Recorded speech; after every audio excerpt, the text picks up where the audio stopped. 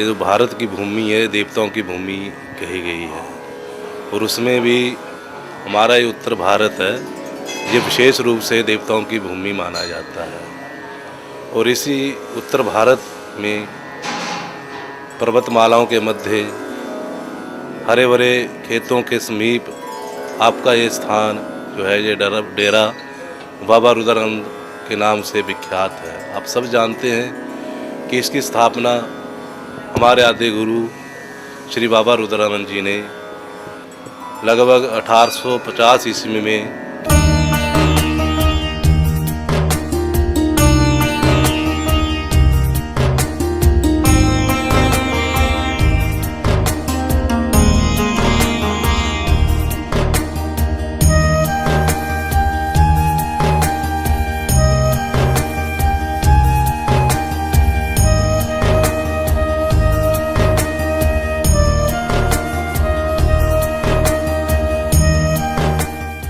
और इस आश्रम का मुख्य जो देवता है वो अग्नि है। अग्नि को साक्षी मानकर हमारे आद्य गुरु बाबा रुद्रानंद जी ने अपनी तपस्या, साधना, भक्ति को पूर्ण किया हुआ है। शास्त्रों में कहा गया है अग्निर्मुखा ही देवः, कि देवताओं का जो मुख है वो अग्नि है।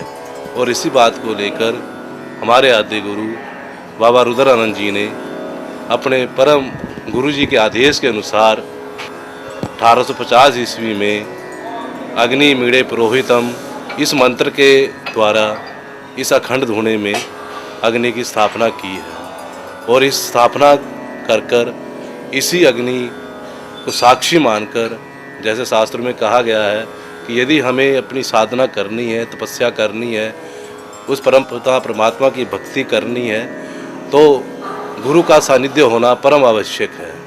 परंतु यदि गुरु का सानिध्य ना हो तो गुरु के सदृश ही हम अग्नि को साक्षी मानकर अपनी तपस्या को पूर्ण कर सकते हैं। और उसी प्रकार हमारे आद्य गुरु बाबा रुद्रानंद जी ने 1850 ईस्वी में इस अखंड धुने में अग्नि को स्थापित किया और स्थापित कर कर उस अग्नि की साक्षी में अपनी तपस्या को पूर्ण किया।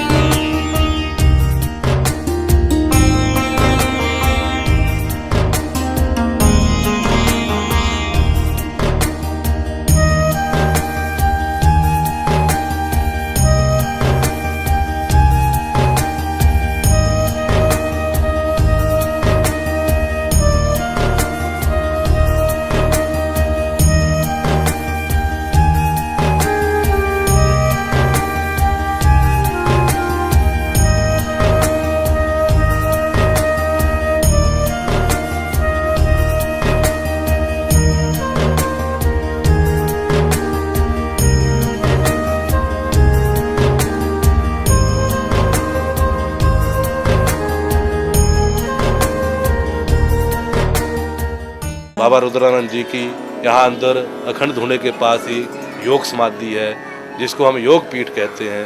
वहाँ गुरु महाराज जी के चरण पादुकाएँ रखी गई हैं।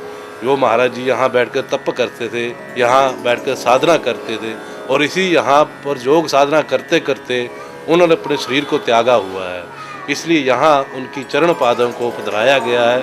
और जहाँ कोई भी व्यक्ति आएगा, कोई भी आगे इस गद्दी पर बैठेगा, वो इसी प्रकार इस योग पीठ का स्नान, ध्यान, पूजा पाठ और गुरु महाराज जी की चरणों पादों का स्नान कराना, उनको चंदन अक्षत अर्पण करना, ये सब उनका अपना नियम है और वो करेंगे।